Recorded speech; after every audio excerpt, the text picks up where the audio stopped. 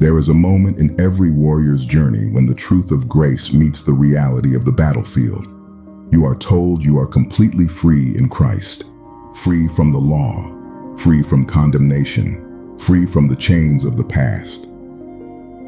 But the enemy attempts to pervert that glorious freedom into a license for the flesh, a quiet permission to drift, to indulge, to live without the demanding rigor required for kingdom victory.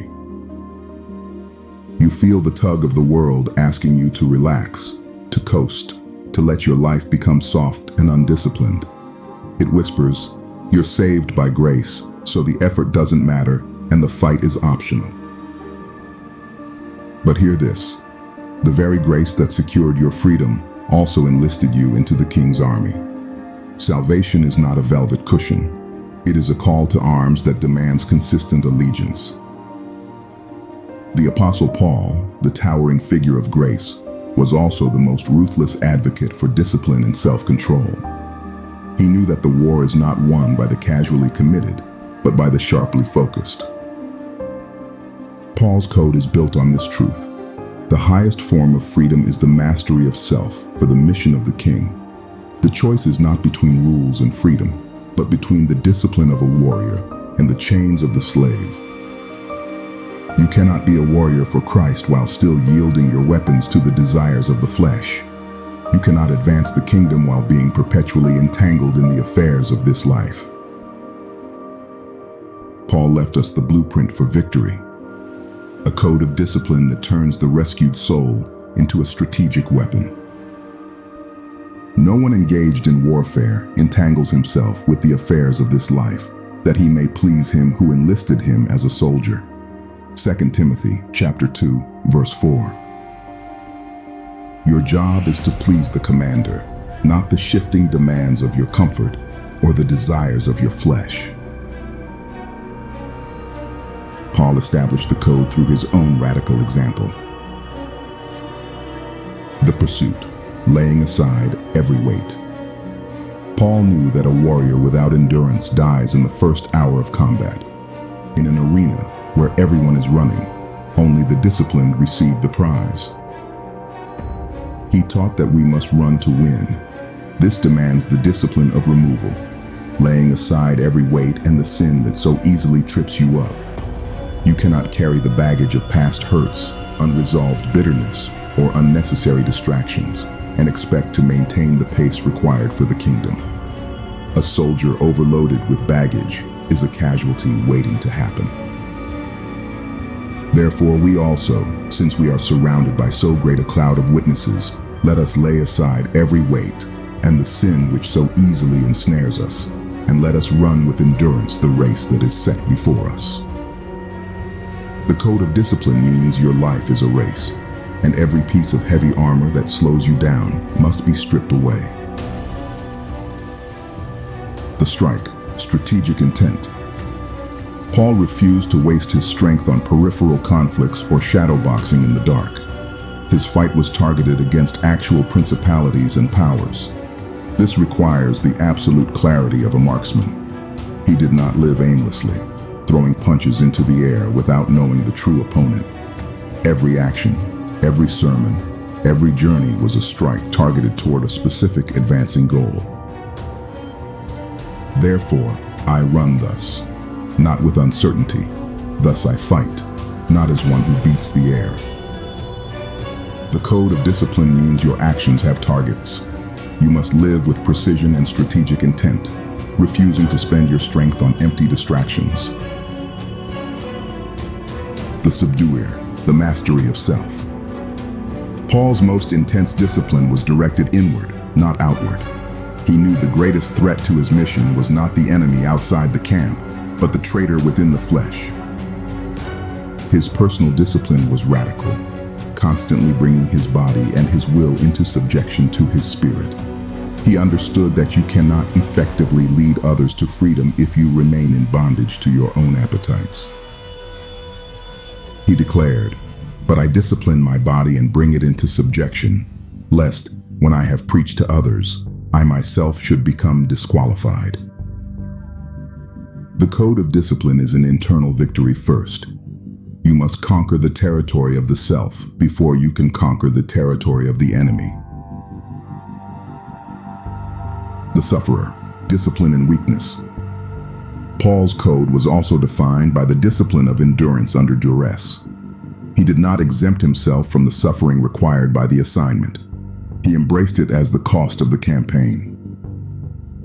When his own personal weakness threatened his stability, God's answer was not removal, but provision. My grace is sufficient for you, for my strength is made perfect in weakness. The code of discipline teaches you to boast in your weakness, knowing that the disciplined warrior is simply the vessel for the commander's perfect strength. The forge is the place where the raw passion of your initial promise is hammered into the precise, reliable tool of your purpose. Discipline is the constant striking that removes the inconsistent alloy of the flesh. You feel the pain of the discipline, waking up early, choosing silence over noise, choosing purity over impulse, and you are tempted to surrender the effort. But the pain of discipline is minor compared to the pain of disqualification. The discipline of the mind, nonconformity. The world is constantly trying to squeeze you into its mold, the mold of low expectation, immediate gratification, and perpetual distraction. Paul commanded a radical act of discipline, the transformation of your thought life. You must renew your mind daily, actively choosing God's strategic thoughts over the cultural script. This is the discipline of nonconformity.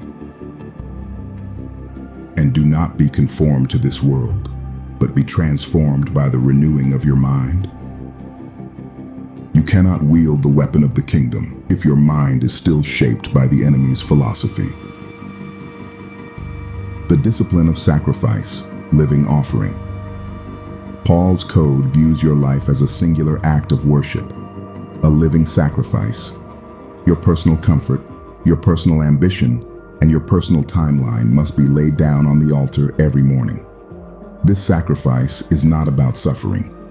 It is about strategic surrender to a higher purpose. Paul's code is absolutely essential for the modern warrior. The discipline of focus. The enemy uses the constant stream of digital noise to shatter your focus. The code demands a ruthless pruning of time-wasting activities. You must master your focus before the mission masters you. The discipline of speech. The modern battlefield is filled with friendly fire, gossip, criticism, and negativity that poison the camp. Your mouth must be a source of life, not a weapon of destruction against your fellow soldiers. The disciplined warrior speaks truth with authority and grace. The discipline of endurance. The enemy's tactic is to wear you down through repetition and delay. When you are tempted to surrender the effort, you must activate your will and remember the oath. The discipline of the warrior is to show up again after falling down, again and again, until the race is finished. The time for easy grace and loose living is over. You were saved by grace, but you are sanctified by discipline. The two are inseparable. Embrace Paul's code. Master your focus. Subdue your flesh. Run your race with the strategic intensity of a warrior who knows the prize is real and the cost of complacency is too high. You are not fighting a losing battle. You are fighting from the absolute victory secured by Christ. Your discipline is simply the execution of that victory in your daily life. Make this your creed today. I will not live aimlessly. I will live with precision and purpose. I will discipline my mind to reject the world's mold and embrace transformation. I will discipline my body that I may not become a disqualified weapon. Run, fight, and finish strong. Your prize is secured, but it must be claimed through relentless, disciplined obedience to the code. I have fought the good fight. I have finished the race. I have kept the faith. This is the code of the warrior. Live by it, and the victory is secured. If this message empowered you to embrace the rigor of discipline, like, share, and subscribe. Tell me in the comments the one unholy weight you are laying aside this week to finish your race strong. Your clarity strengthens the whole army.